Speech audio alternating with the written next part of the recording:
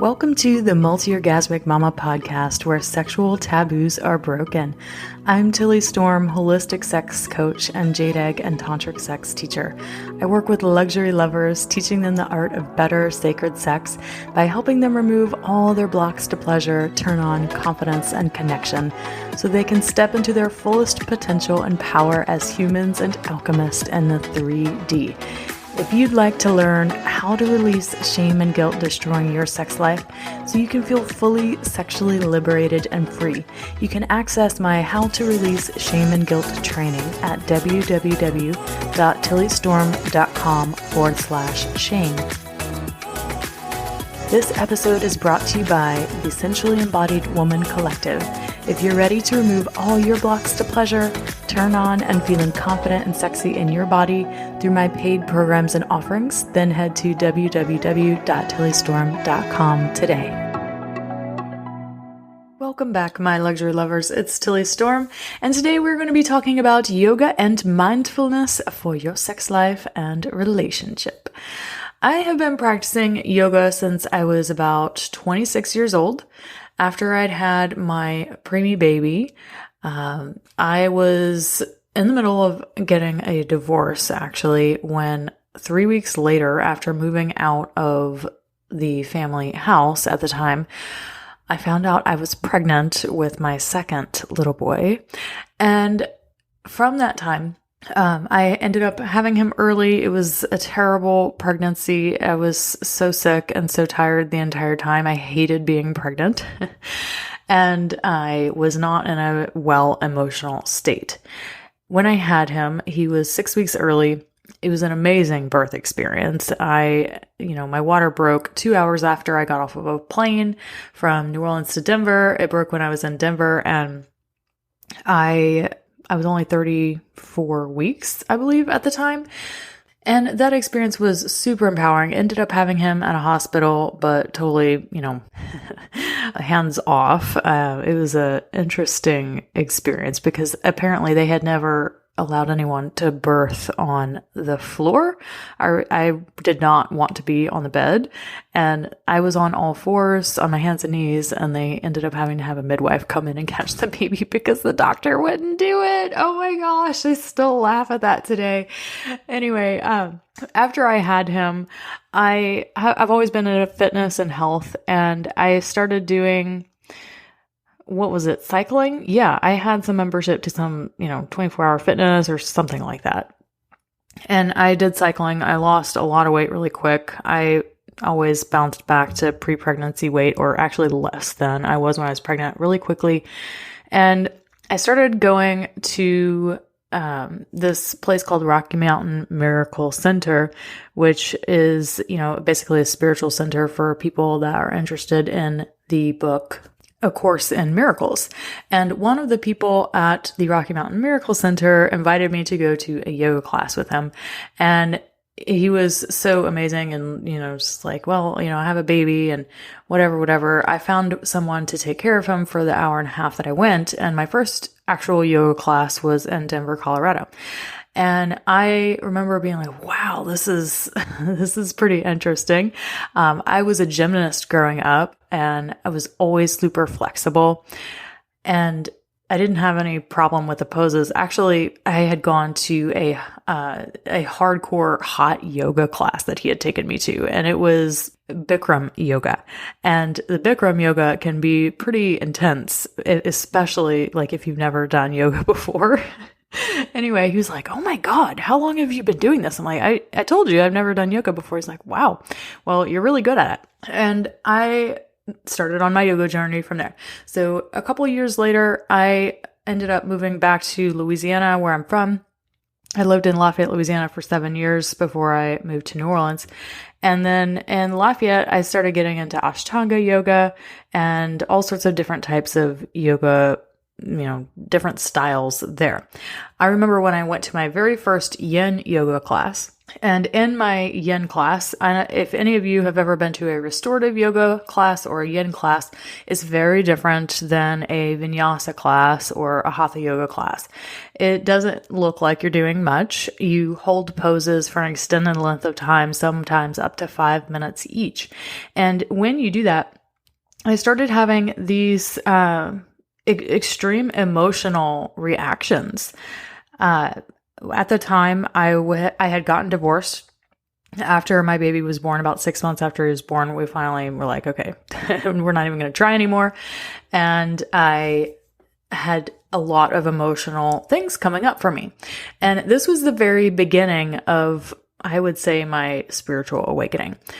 When I was in the yin yoga classes, I had a teacher that would always say, your issues are in your tissues. And I would start to feel these really uncomfortable sensations in my body after holding a pose for extended length of time. And I would just be like, oh, okay, like, how do I be with this really uncomfortable sensation? This is super uncomfortable. And it would just make me cry, and I'd burst out into tears, to the point where I'd go every week, and every week she would put a freaking box of Kleenex right next to my mat because she knew that I would end up needing them at some point. Anyway, yoga really started to help me become aware of my body for the very first time in my life, apart from my amazing birth experiences. I had had these two amazing natural birth experiences that connected me to my body in a way that was extremely activating and empowering, but I didn't know how to recreate an experience like that on the day-to-day, everyday life. And I found that yoga was something that helped me to do that. Not only did it help me connect me to my body, it started helping me to learn how to witness my thoughts and how to become a witness of the things that I was experiencing, so that I could separate, what I was experiencing from who I actually am inside. And this awareness really, really served me when I started to get into the Taoist jade egg practice and started to learn tantric sexuality with my partner. So today I'm going to be sharing with you about how this increased body awareness from doing a feminine-based, yin is feminine, right? Yin yoga, like how this helped me to become aware of sensations in my body that I was previously unconscious of, and how it helped me to unblock emotional tension and blockages that I had inside that was keeping me from being fully expressed in my sexuality, but also from being fully embodied and not always in my head all the time, right? So being embodied is basically the opposite of being in your head all the time. And I'm going to share with you about how when you think of when you're meditating, okay? If you have never meditated before, then this is going to be hard to understand what I'm talking about. But if you have, and you know what I'm talking about, when you meditate, there's all sorts of different ways to do it. But when you're meditating and you get in the space of being the witness of your thoughts, the way that Deepak Chopra and, a few other teachers have always taught, then you start to become aware of the thoughts as just thoughts. They aren't actually you. You aren't your thought. And the same thing with emotions, that you experience emotions as energy in your body that moves through you, but you aren't your emotions. Like the you inside isn't the emotion or the thought. You are the one witnessing the emotion or the thought. And when I really started to understand this concept of meditation, how I'm not my thoughts, I'm not my emotions, I'm not even the things that I feel in my body, it allowed me and empowered me to be in my body and to experience more of what was there without the nagging to-do list or the fantasizing or the criticizing thoughts and all of that stuff that would keep me out of my body in a sexual experience. So if you really think about it, and I've said this on this podcast, I think it was a long time ago though, that there's really no difference between someone describing what it is like to be in a state of orgasm versus what it's like to be in a state of meditation. If you were to ask people, What's an orgasm like? They'd say like, oh, it's a state of bliss where I feel like one with everything, or there's like this heightened sense of pleasure and ecstasy. And if you ask someone what it was like to be in a state of meditation, they would say, oh, it feels like this state of bliss of feeling one with everything. Or, like if you just go around and asking people, what's it like to experience an orgasm? And then you ask the same person, okay, what's it like to experience meditation? Whatever they say are probably going to be very, very similar things. And this is because when you're in a state of orgasm, you do not have access to your cortical thinking brain that analyzes, that criticizes, that judges, that does all of the thinking things. This is why I always say that the best sex happens when you're not thinking about it. Because when you're in your body and you have access to unconscious states of being from your primal or your reptilian brain, is what scientists call it. Super unsexy, I know, but yes, that's what it's called. Then you have access to a greater power inside, and you have access to actually being in your body without these controlling thoughts ruling over your experience. This is why one of the holistic sex techniques that I teach, there are 8 of them, by the way, but one of them is mindfulness. Because you become more aware of your energy and your energy with others when you are mindful. You become more aware of your body, the sensations that you feel inside of your body. You become more aware of what you're feeling and pleasure sensations as opposed to the freaking to-do list, or, my body looks weird in this position, or I hope he's enjoying it, or, I have to go to this certain fantasy to make it happen. Mindfulness shifts your awareness from thinking about the thoughts to being in your body, where you feel more empowered to experience what you want to experience, where instead of feeling like a victim to your thoughts, or your emotions, you feel empowered to witness them, let them be there without judgment or criticism, but to also come from a different place and to be like, yep, okay, I see those thoughts, I witness these thoughts in my experience, but also I'm going to choose to not come from those thoughts or experiences, and I'm going to choose to come from this more grounded, empowered self inside of me, or an inner sex goddess, or an inner queen of sex, or whatever you want to call your higher self identity in the bedroom. Most of us actually have no idea how much we're actually programmed to experience thought, to be in our cortical thinking minds, and to be disconnected from our bodies. This is a programming that we get from very early on. But no matter where you are sexually, mindfulness and yoga can improve your sex life and relationship in some pretty profound ways if you open up to this. And when it comes to yoga, I just want to say that all hatha yoga comes from Tantra. I think it's funny that there's a bunch of little yoga teachers prancing around out there. They're like, sex is, like that's less than being spiritual, or, like they're so opposed to doing sexuality work, or they're so like, oh my gosh, no way. Like, they're just not into sexuality work at all. And I'm like, do you even know where your tradition comes from? It comes from Tantra, sweetheart. Okay. So hatha yoga does come from Tantra. And in the Tantra tradition, it is a lot about becoming mindful of your experience in your sexuality with yourself or with a partner, because what you focus on changes your experience, and what you do with your body alters your state of consciousness, and how you use your breath and your body to activate different energy states and to manifest the things that you want. And when you have access to mindfulness and you're practicing this in your sexual experiences, you can intentionally activate your root and sacral chakras to enhance your sexuality and to feel it connected to your upper chakras as well. So these are some extremely advanced techniques that I only teach in my Tantra for Lovers program.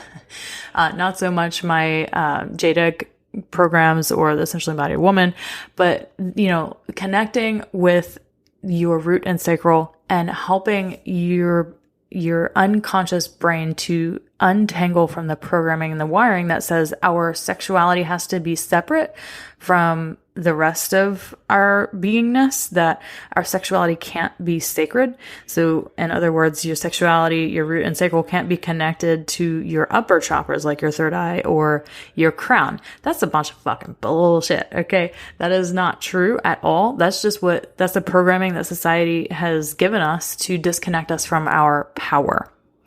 Let me say that again, because if there's any truth bomb in this podcast, this is it.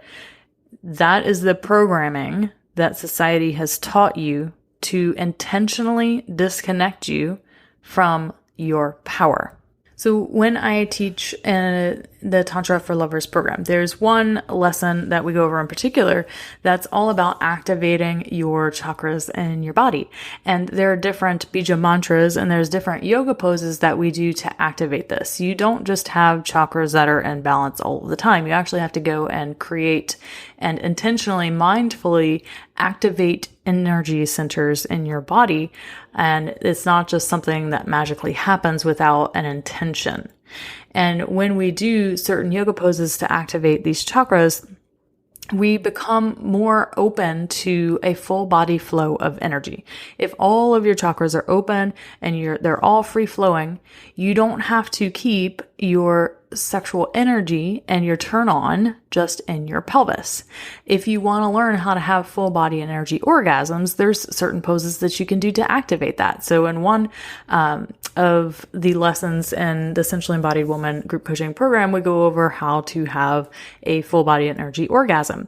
And there's an audio guided practice to do that. And in that practice, you are working with butterfly pose and you're learning how to butterfly your legs open and closed and activate energy inside your pussy and your vagina to experience heightened sensation of pleasure and energy.